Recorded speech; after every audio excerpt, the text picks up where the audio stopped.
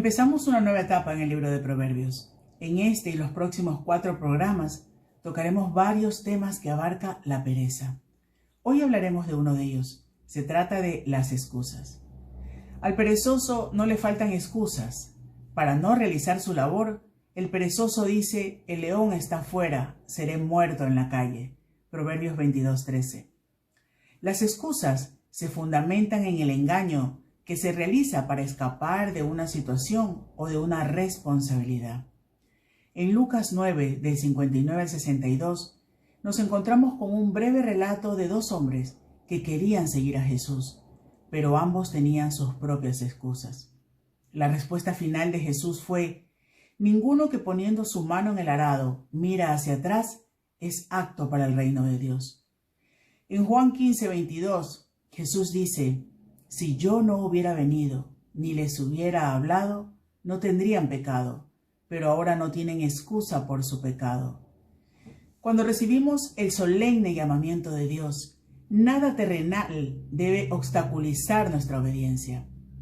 No hay excusa que pueda justificar desobediencia alguna delante del Señor. El rechazo decidido y deliberado de hacer la voluntad de Dios es pecado. En 1 Samuel 15:22, Samuel le pregunta al rey Saúl: ¿qué es lo que más agrada al Señor? ¿Tus ofrendas quemadas y sacrificios o el obedecer su voz? Ciertamente, el obedecer y prestar atención es mejor que sacrificio. Qué importante es prestar atención para poder obedecer. Pero, ¿a qué o a quién prestas atención? ¿Prestas suficiente atención a las cosas del Señor? ¿Estás estudiando y meditando en su palabra? ¿Estás congregándote? Si respondiste que no a una de estas preguntas y planteaste como excusa que estás viendo programas evangelísticos como estos, haces bien en utilizarlos como una herramienta más, pero no son suficientes. La tecnología nunca superará el calor humano. Es cierto que este virus no nos permite abrazarnos como antes y que las mascarillas impiden ver nuestra sonrisa, pero la felicidad que sentimos cuando estamos juntos, reunidos como la familia de Dios, se nota en nuestros ojos. Si has dejado de congregarte, deja ya las excusas. Cada decisión que tomamos en la vida nace desde una base de prioridades, y las excusas definen tus prioridades, porque aquello que decidiste hacer es lo que en realidad te importa. Nos hemos vuelto expertos en poner excusas delante de las personas, pero no delante de Dios. Te ruego que continúes viendo este programa y que al final lo compartas.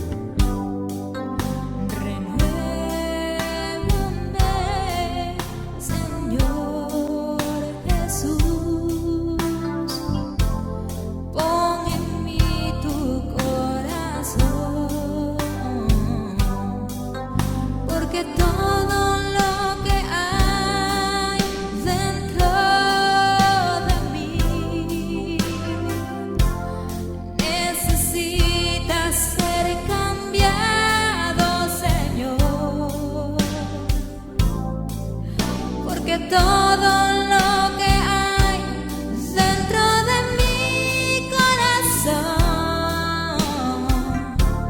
necesita más de ti.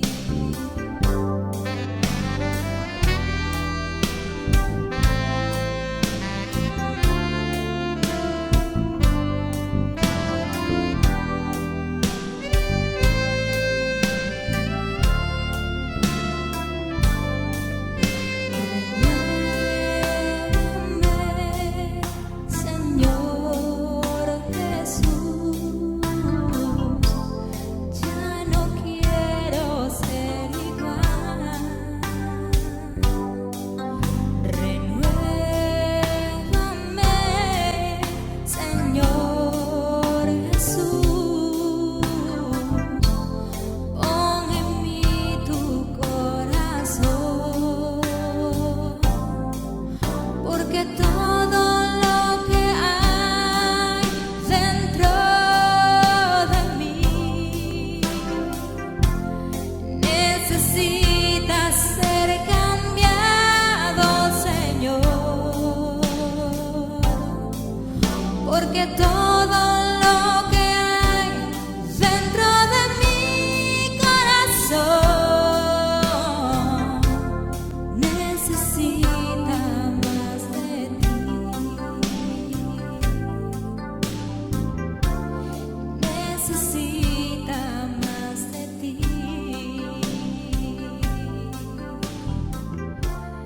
Necesita más de ti.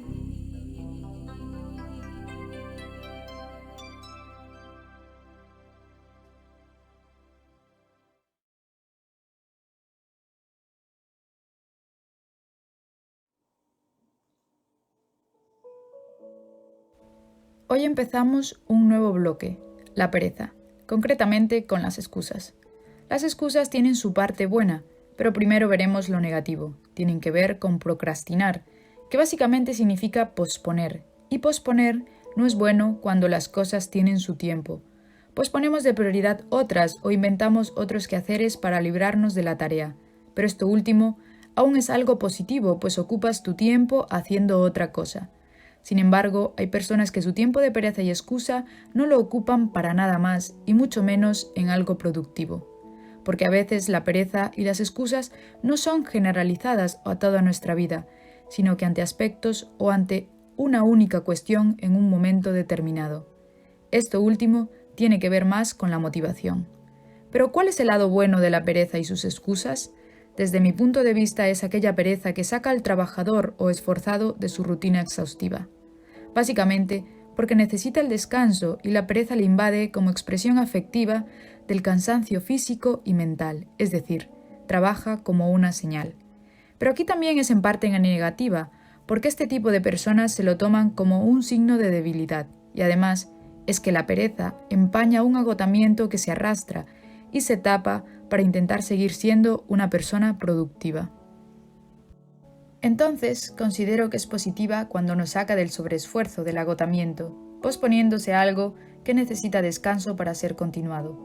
Volviendo a la parte negativa, el perezoso no llega muy lejos, porque coger esto como hábito, aunque solo sea para un tema en concreto, es en cierto modo fracasar. Pongamos ejemplos, porque a veces no nos identificamos con ciertas cosas porque parece que tienen que ser generalizadas en nuestra vida, y no. Por ejemplo, no hacer la cama todos los días, acumular los platos o la ropa lavada por no fregar o doblar, posponer trabajo en general, aplazar la resolución de ciertos conflictos y problemas con personas cercanas o ni tan cercanas. Lo peor es que a veces posponemos estas cosas y más sabiendo que en un rato o días estaremos agobiados porque el tiempo es menor, porque la situación ha empeorado, porque se ha acumulado la cantidad. Pero nos conformamos con el ratito que no tenemos presente el quehacer. Qué fácil es engañarnos a nosotros mismos, ¿verdad? Para terminar, no pensemos que la aplicación de todo esto a nuestra vida tiene que ser necesariamente profunda, porque empezar a trabajar estas pequeñas cosas diariamente nos ayuda en otras más complejas, como puede ser el no posponer centrarnos en Dios, el no aplazar el cambio que debemos realizar en nuestra vida. Conocemos la frase «puede llegar a ser muy tarde», pero estoy convencida de que al ser humano le cuesta pensar que ese tarde está cerca, o más bien no le gusta pensar en ello, porque seguimos posponiendo cosas en nuestra vida pensando que tenemos tiempo por pereza, y entre ellas algunas que tienen que ver con Dios. Pensemos, ¿qué cambios necesito en mí y en mi vida para estar más cerca de Dios? Pero mira para ti y para lo que haces en y con tu vida, no para los cambios que deben de hacer los demás, que también forman parte de ella, pero siempre prestando atención al Señor. Hay una antigua locución latina que dice: quien se excusa, se acusa. Las excusas no son más que el disfraz para la verdad. El término que se usa en el Nuevo Testamento, en la Biblia, para definir la palabra excusa es el término griego prófasis, que literalmente significa poner delante para disfrazar la realidad. Siempre queremos disfrazar la realidad, bien sea para proteger nuestra inocencia, nuestra reputación, justificar nuestra pasividad, disimular nuestra debilidad. Pero la excusa no es más que un autoengaño, un intento por salvaguardar nuestra reputación, nuestra estima, sin querer asumir la indecisión, la inmadurez, la inseguridad, el miedo que nos están atenazando. Vivir tras la máscara de la excusa nos hace infelices, nos encierra en la cárcel de nuestros complejos, de nuestros fracasos, debilidades, encubre nuestra verdadera identidad de aquellos que nos rodean, huye de las soluciones. Escribía alguien que las excusas arrinconan el cerebro en el sótano del miedo, es decir, anulan nuestra capacidad racional para percibir la realidad y con ello limitan nuestro desarrollo hacia la madurez. Perdemos la capacidad de asumir nuestros problemas y finalmente nos enferman, frenan cualquier atisbo de cambio. Justo después de la desobediencia que se nos relata en Génesis 3, la primera señal del pecado en la humanidad es la excusa. Adán no quiso reconocer su responsabilidad delante de Dios por haber desobedecido y se excusó en Eva. Eva no quiso reconocer el engaño en el que había caído y culpó a la serpiente. Ambos se excusaron culpando a Dios de cómo Él había creado las cosas. Y ese mismo patrón que encontramos en Génesis 3 se repite a lo largo de la historia. El alumno que suspende culpa al profesor. El empleado que no cumple culpa al ambiente de trabajo. El que ha caído en la trampa de las adicciones culpa al entorno social. El que fracasa en el negocio culpa a las situaciones y a la deslealtad. Y aunque pueda haber un hilillo de verdad en todas estas excusas, generalmente en todas ellas se elude la responsabilidad personal, se elude la autocrítica. Adán sabía cuál era el encargo que Dios le había dado y él desobedeció. Era responsable, pero en ningún momento vio su necesidad. Así podríamos ver cada excusa. La excusa es el camino fácil frente al compromiso para cambiar. Ahora, básicamente las excusas se sustentan sobre dos pilares para todas las excusas en general. El primero es una afirmación de que es mejor posponer que afrontar. Dejémoslo pasar, a ver si se enfría, a ver si se arregla, a ver si... Pero sabes, el problema pospuesto es un problema agravado. Cada problema necesita una solución para que la vida alcance la madurez. Y si no soy capaz de evaluar, reconocer y solucionar mi responsabilidad en un incidente y afrontarla, solo estaré repitiendo de forma constante como un mecanismo de vida los mismos errores. No puedo cambiar las actitudes que otros tengan hacia mí, pero sí que puedo cambiar mis actitudes, mis reacciones y mis responsabilidades frente a la sociedad. Sí que puedo esforzarme por revertir la situación en lo que a mí atañe. En segundo lugar, las excusas se cimientan en asumir también un cierto engaño. Seguridad y comodidad deben anteponerse al cambio. Las excusas nos invitan a hibernar en nuestra zona de confort. Es mejor buscar culpables fuera que asumir la necesidad de una renovación y un cambio personal. Ahora bien, ¿qué es lo que provoca la necesidad de buscar excusas en la vida? En el libro de Proverbios, en el capítulo 26, versículos 13 al 16, encontramos por lo menos 4 necesidades que nos hacen buscar excusas. 4 situaciones de la vida, 4 elementos que nos hacen buscar excusas para la vida. Y el autor de Proverbios nos dice que el primer elemento por el cual buscamos excusas es el miedo. Dice el versículo 13, Proverbios 26:13, el león está en las calles, ¿para qué voy a salir? No quiero enfrentarme a la responsabilidad, no quiero enfrentarme al castigo, no quiero enfrentarme al reto de cambiar, no quiero enfrentarme a la aventura de salir de mi confort, estoy cómodo. Y al final el miedo es la excusa perfecta para el inmovilismo. El miedo al que dirán, el miedo al rechazo, el miedo a todo ese pensamiento global nos frena. Ese miedo incluso también muy real a la hora de rechazar el Evangelio y rechazar la voz de Dios. Porque Dios nos pide que salgamos de nuestra área de confort y que cambiemos. Y nosotros estamos muy cómodos en nuestra habitación, a oscuras, en las tinieblas de nuestro mundo, donde no nos sentimos acusados. Y por eso no queremos aceptar la voz de Dios que toca la herida y dice, Eduardo, te dice a ti también, necesitas cambiar, necesitas transformarnos. No queremos desprendernos de nuestra independencia y entonces gritamos, el león de la esclavitud está ahí. Y nos inventamos todo tipo de leones para no dar un paso al frente y no creer en el Evangelio de Dios. Y desde el confort, desde la habitación, nos quedamos en las tinieblas tras la máscara del disfraz de las excusas. El miedo incluso nos hace frenar en nuestro servicio cristiano. ¿De qué viviré? Es que no sabré qué decir. El miedo que atenazaba en ciertas ocasiones a Moisés cuando delante del Señor empezó a poner excusas para aceptar el llamado de Dios. El miedo nos frena y nos invita a inventar excusas. En segundo lugar, el autor de Proverbios nos dice en el versículo 14 que la ociosidad es otro elemento para las excusas. Y lo usa de esta forma tan gráfica. Como puerta que gira sobre sus quicios, así es el perezoso que se vuelve en su cama. Dan vueltas sobre su cama, se lamenta de su condición, pero no se levanta, continúa regodeándose en su condición. Desde la cama, la culpa es de la sociedad. Desde la cama, la envidia aflora hacia los que tienen. Desde la cama, las excusas surgen para encubrir nuestra irresponsabilidad. Empezamos desde la cama a gritar, es que nadie me entiende. Desde la cama gritamos, no tengo oportunidades. Desde la cama decimos, es que hay crisis. Personas que se acomodan en su cama, en su confort, para reclamar derechos en lugar de conquistarlos, que se niegan a asumir responsabilidades. Y esta es la actitud de raíz en gran parte de las quejas, humanas y espirituales también. Porque desde la cama empezamos a gritar, ¿por qué permite Dios la maldad, el hambre, las injusticias? Es muy fácil desde la cama buscar excusas y culpables. Y sin embargo, cuando estamos en la cama encerrados en esta ociosidad, escuchamos la pregunta, ¿y tú qué estás haciendo por revertir tu condición? Porque si yo atendiese a la voz de Dios y atendiese al llamado del Evangelio, si obedeciese las demandas y enseñanzas morales de Dios, habría cambios y cambios radicales. ¿Sabes? Dios me llama, en primer lugar, a trabajar con mis manos. No a reclamar ayudas, sino a esforzarme por conquistar mis recursos.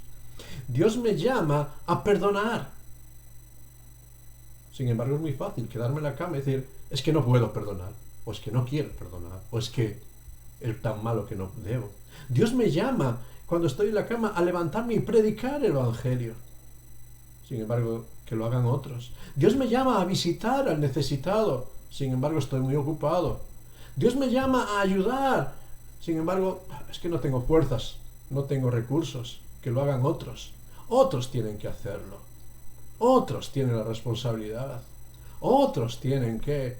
Mira cuántos ricos son, pero Dios no dice mira a los ricos, dice ayuda con lo que tienes. Levántate de tu cama. Quizás en ese momento en la cama es muy pertinente el llamado que tuvo que escuchar Pedro en aquel momento que fue confrontado por el Señor Jesús, cuando Pedro empieza a ver, y el discípulo aquel y el otro, y el Señor le tiene que decir, ¿qué a ti? Sígueme tú, haz tu parte. Dios me llama a mí y te llama a ti, aunque nada en tu entorno funcione, para ser agentes de cambio, pero para ello hay que levantarse de la cama. Hay que levantarse de la cama de la autocomplacencia ociosa. Hay que quitarse el pijama de las excusas y empezar a servir por amor. En tercer lugar, y voy a usar una palabra un poco fuerte en este momento, un tercer elemento que nos lleva a las excusas es la vagancia. Sí, he usado esta palabra aposta. Dice en el versículo 15, el perezoso mete su mano en el plato y se cansa de llevarlo a la boca. Es que no sé, es que no puedo, es que estoy necesitado. Se queja de la falta de recursos cuando delante de él tiene un plato repleto de alimento. Pero es su vagancia la que le impide llevar la mano a la boca y le impide desarrollarse. La vagancia para leer y estudiar la Biblia, que lo hagan otros, es que no tengo tiempo. Sin embargo, nos quejamos de que nos falta conocimiento y Dios nos ha dejado toda su palabra. ¿Por qué no la leemos? La vagancia para estudiar y enfrentarnos y profundizar para poder alcanzar un mejor conocimiento. La vagancia para perseverar, porque muchos son los que inician y marcan retas y propósitos, pero a los minutos abandonan. La falta general de una sociedad como la nuestra, de una cultura de esfuerzo, hace que seamos meros espectadores, que solamente criticamos lo que otros hacen en lugar de ser agentes de cambio y de bendición. Sin embargo, el Señor te dice, el plato está delante de ti y tienes que mover tu mano para alimentarte de él. ¿Sabes? Una de las excusas que muchas personas ponen acerca del Evangelio es que la Biblia está llena de incongruencias y engaños. Y en cuanto te paras con una de estas personas y le dices, muéstrame uno, y lo analizamos juntos, dices, bueno, es que no tengo excusas, no tengo tiempo para debatir en esas cosas. No sé, pero sé que los hay, pero no lo sé. Hemos creado todo tipo de excusas para no atender a Dios y después nos quejamos de nuestra necesidad. Y en cuarto lugar, un cuarto elemento para elevar excusas es la arrogancia. Yo sé, no necesito que nadie me enseñe. Yo sé, dice el necio, dice el perezoso, y no quiero atender al consejo. Es el que se esconde detrás del disfraz de las excusas y termina creyéndose en poder de la verdad absoluta y es víctima de su propia mentira. Ha arrinconado el cerebro. Ha arrinconado la capacidad para entender. ¿Y cuánto de esto hay en nuestra convicción espiritual, en nuestro rechazo? Hemos arrinconado la voz de Dios, la hemos rechazado y hemos creado un sistema que nos queda muy bonito. Es decir, yo vivo la fe a mi manera. ¿Y sabes la arrogancia que hay detrás de esa frase? La arrogancia de creer que yo sé cómo se vive la fe, que yo soy el que domina el camino. Mira, la fe no se puede vivir nada más que a la manera del autor de la fe. No hay otra forma. Y el autor de la fe es Dios mismo.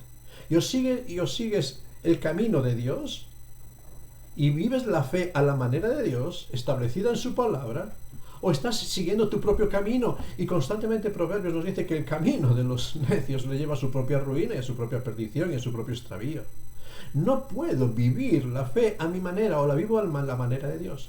La fe a la manera de Dios se vive en comunidad, en la comunidad de la fe, que es la iglesia. La fe se vive por medio de la obediencia a la palabra de Dios, que es la Biblia. La fe se vive bajo la guía y supervisión del Espíritu Santo de Dios. Fuera de esto, cualquier cosa que vivas no es la fe de Dios, es tu fe, es tu camino, es tu idea, pero no es el plan de Dios para la vida. Y enfatizo algo en este tiempo, es fe en comunidad, porque solo en la comunidad de la fe se vive la realidad del perdón, de la aceptación, de la unanimidad. Es muy fácil aislarnos de todo, pero el Señor nos dice a unirnos y enfrentarnos sin excusas, a solucionar problemas, a avanzar y madurar. Por tanto, ¿cómo podemos vencer las excusas? Solamente 3 consejos para vencer las excusas. Primero, reconocer que la excusa no es más que una mentira. Es una estrategia para esconder la realidad y no enfrentarnos a nuestra condición de pecado, de culpa, de necesidad. Es la estrategia para eludir nuestra responsabilidad. Y necesitamos reconocer que con las excusas nos estamos engañando, nos estamos haciendo víctimas y no enfrentamos las situaciones. En segundo lugar, reconocer que es una mentira, y si reconozco que es una mentira, no dejarla pasar. Cada excusa que presentamos debemos aprender a parar y confrontarla inmediatamente para que podamos ser realmente sinceros con nosotros. Evaluar si hemos hecho todo lo que podíamos, evaluar qué podríamos hacer de otro modo para mejorar la situación, aceptar el consejo que viene de Dios. Y en tercer lugar, reconocer que las excusas no son un salvavidas para mantenernos a flote. Las excusas son un pesado lastre en nuestra vida que nos sumergen en el mar y nos llevan a ahogarnos. Necesitamos aprender a nadar. Necesitamos aprender a nadar en el mar de la vida frente a las necesidades. Ahora, ¿cómo nadamos en el mar de la vida? Pues nadamos afrontando las responsabilidades, no negándolas. Nadamos resolviendo los conflictos, no pasando de ellos. Nadamos transformando constantemente nuestra vida a la imagen de Dios. Como dice el apóstol Pablo, no os conforméis, sino transformaos por medio de la renovación de vuestro entendimiento. Romanos capítulo 12, versículos 1 y 2. Nadamos afrontando responsabilidades, nadamos resolviendo conflictos, nadamos transformando constantemente nuestra vida. ¿Sabes? Dios, el Dios de la Biblia, es el Dios que desenmascara las excusas. Nos despoja del disfraz de la autocomplacencia y lo hace en primer lugar por medio de la revelación natural. Dice, los cielos cuentan la gloria de Dios, los cielos nos revelan la verdad de Dios, que necesitamos a Dios en nuestra vida, por tanto nos dejan sin excusa. Romanos 1:20. Nos confronta con nuestras excusas por medio de la presencia del Señor Jesucristo y de su palabra. Dice en Juan 15:22, si no hubiera venido ni les hubiera hablado, no tendrían pecado. Pero ahora no tiene excusa por su pecado, porque les he hablado. No tenemos excusa. Y en tercer lugar, Dios desenmascara nuestras excusas por medio de nuestros propios juicios. Dice Romanos 2:1, eres inexcusable. Quien quiera que seas tú que juzgas, porque en lo que juzgas a otro te condenas a ti mismo, porque tú que juzgas haces lo mismo. Y al final no nos damos cuenta que ese dedo acusador que señala muchas veces al culpable, hay otros 3 dedos que me señalan a mí y me hacen inexcusable y me hacen responsable. Por eso, a causa de las circunstancias, en muchas ocasiones nos negamos a escuchar la voz de Dios. Vivimos en la tradición, vivimos en la comodidad de lo conquistado, vivimos en las ataduras de nuestras adicciones y pecado, y empezamos a poner todo tipo de excusas para no atender el llamado de Dios, para no comprometernos a seguir y servir a Dios. Por eso en esta mañana, en este día, Dios te invita a considerar las excusas que estamos poniendo para creer y estamos poniendo delante de Dios, y despojarnos de ellas, porque son un lastre que nos impiden llegar a la madurez. Las excusas que ponemos para crecer espiritualmente, debemos de ponerlas en manos del Maestro, y ponernos nosotros en manos del Maestro para empezar a madurar. Empezar a madurar por medio de un compromiso personal para leer la Biblia, por medio de un compromiso para orar, para hablar con Dios, para estrechar nuestros lazos de comunión con Dios, pidiéndole que Él examine nuestro ser y saque a la luz la verdad de nuestra realidad. Las excusas que ponemos para congregarnos, tenemos que dejarlas fuera y asumir el llamado de Dios a no dejar de congregarnos como muchos tienen por costumbre, dice Hebreos. Las excusas que ponemos para no servir a Dios, ese que no tenemos tiempo, que estamos demasiado fatigados y cansados, debemos dejarlas a un lado, porque sabemos que Dios cuando llama, suple, capacita y provee. ¿Lo crees? ¿Crees que Dios suple, capacita y provee? Pablo lo decía así, ¿verdad? Mi Dios pues proveerá todo lo que os falte, conforme a sus riquezas en gloria. Entonces, si Dios provee, suple y llama, ¿por qué sigo con las excusas? ¿Por qué no asumimos el reto de seguir a Dios? Porque el Señor Jesucristo nos lo ha dicho de una forma muy clara. Al que cree, todo le es posible. Todo es posible si crees. Deja la excusa fuera de tu vida.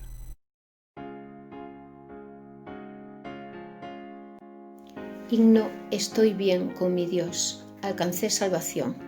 Esta es su historia.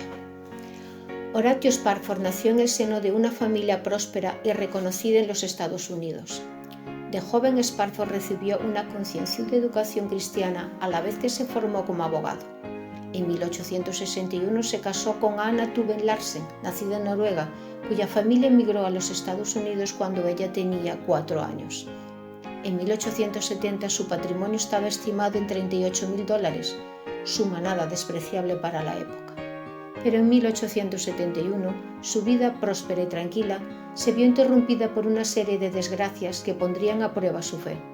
En primer lugar, perdió sus inversiones durante el gran incendio de Chicago, en el cual murieron 300 personas y se consumieron 9 kilómetros cuadrados. El incendio se concentró en el área en la cual Horatio había realizado gran parte de sus inversiones. Las crisis económicas de 1873 también afectó considerablemente su patrimonio familiar. Los esposos, Horatio y Anna, siguieron durante 2 años en Chicago, donde a pesar de haber perdido buena parte de su fortuna, se dedicaron a ayudar a otras personas a rehacer sus vidas. Sin embargo, al parecer, la salud de Anna se vio afectada por todo lo acontecido, y por recomendación médica, en 1873 decidieron irse de vacaciones a Europa, con Inglaterra como su lugar de arribo. Un problema de negocios provocó que a última hora Horatio tuviera que quedarse en los Estados Unidos, mientras su esposa y sus 4 hijas, Anna de 11 años, Margaret de 9, Elizabeth de 5 y Tanetta de 2 años, se embarcaron en el Ville du Havre en compañía del pastor Nathaniel Waits. El barco zarpó de Nueva York en noviembre de 1873, con 313 pasajeros más la tripulación a bordo.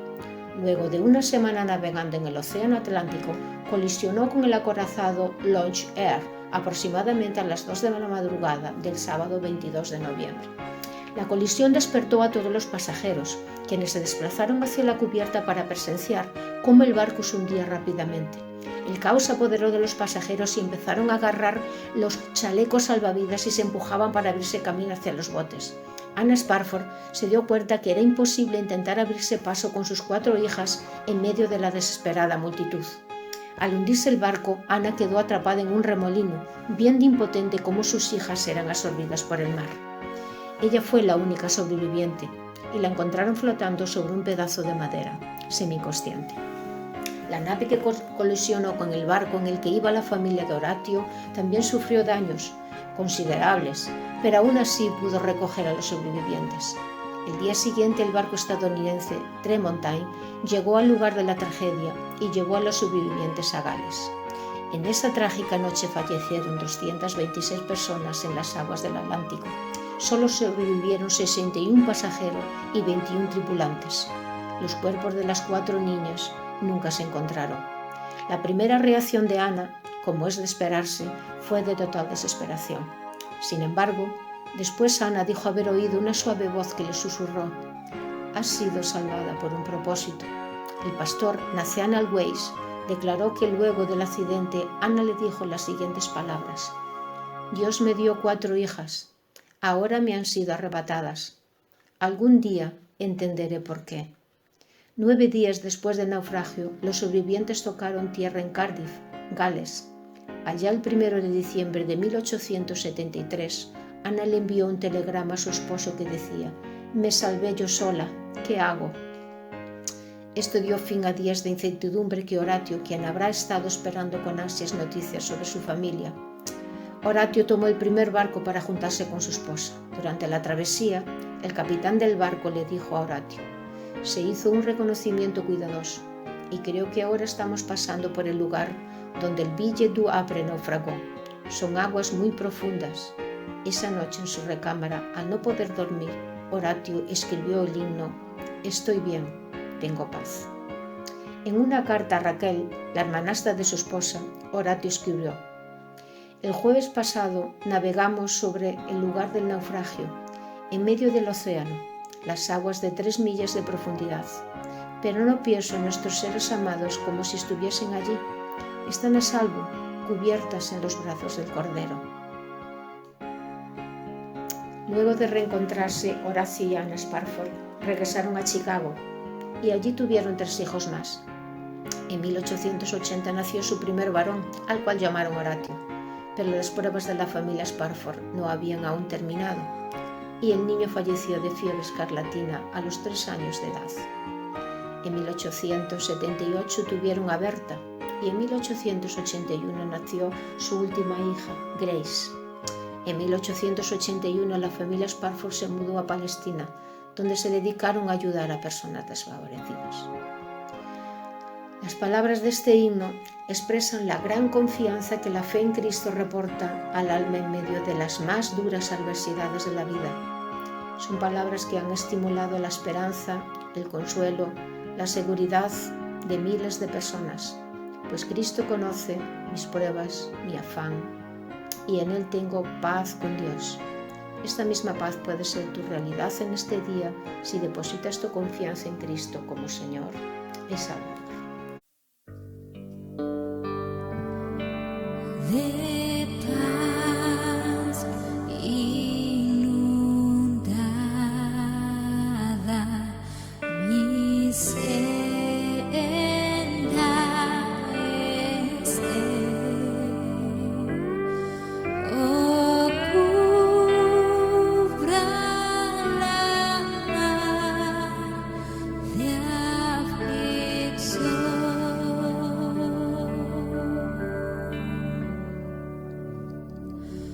Cualquiera que sea mi suerte, diré, estoy bien, tengo paz, gloria a Dios.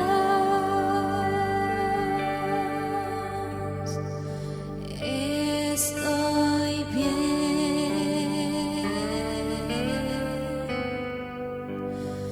gloria a Dios.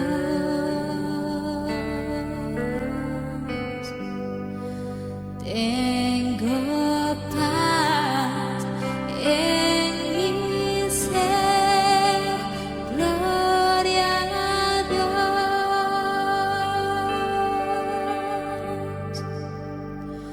Oh, cuánto me gozo en su salvación. Fue pleno su amor y perdón.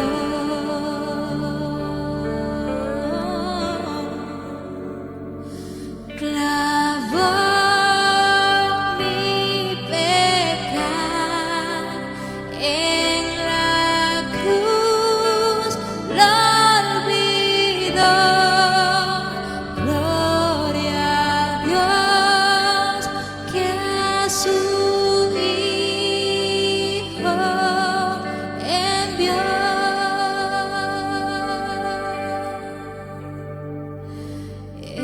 Estoy bien, gloria a Dios.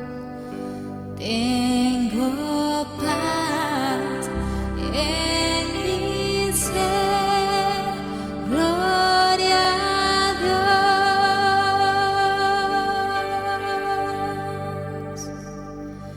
Mi fe tornarase feliz realidad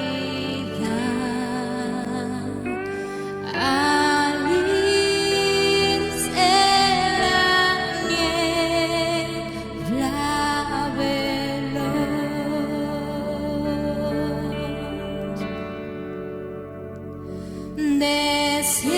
Desciende Jesús con su gran majestad.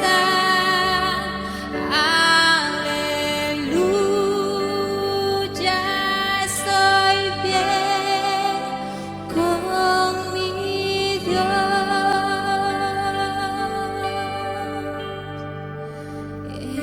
Estoy bien, gloria a Dios.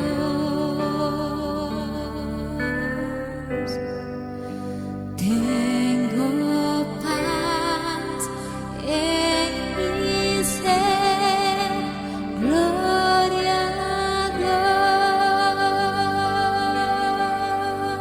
Dios. Tengo paz en mi ser, gloria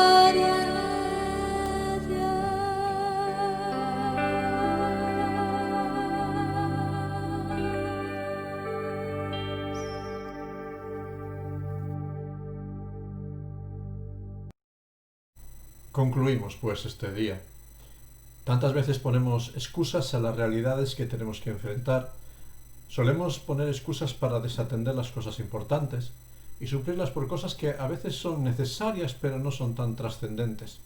Llenamos nuestra vida viviendo con la tiranía de lo urgente y mientras tanto desatendemos lo trascendente. Y en ese sentido nos excusamos y nos justificamos y nos quejamos en el lamento. Pero como venimos diciendo, las excusas son un disfraz que nos dejan expuestos ante nuestra verdadera necesidad.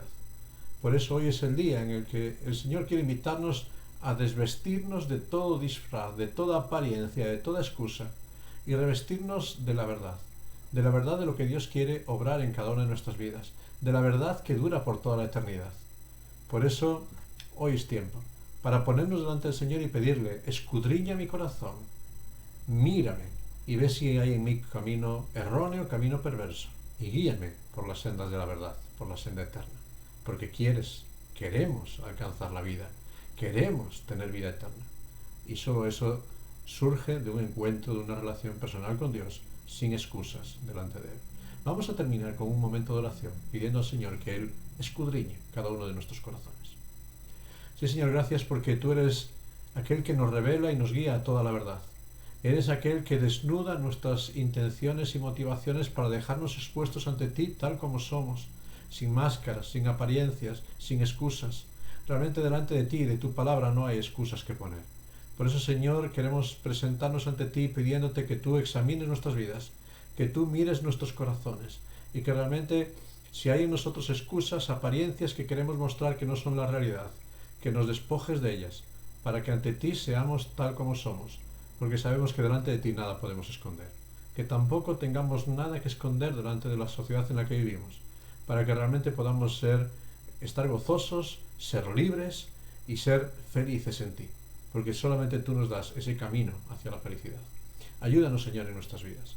Ayúdanos a despojarnos de toda excusa, de toda queja, de toda pereza, y ponernos al frente delante de Ti, sabiendo que solamente cuando reconocemos nuestros engaños podemos encontrarnos cara a cara contigo. Guíanos, ayúdanos y sosténnos. Nos ponemos en Tus manos y pedimos Tu guía y la guía de Tu Santo Espíritu que nos guíe a toda la verdad. Y lo hacemos en el nombre de Tu Hijo, nuestro Señor Jesucristo. Amén. Que el Señor te bendiga mucho.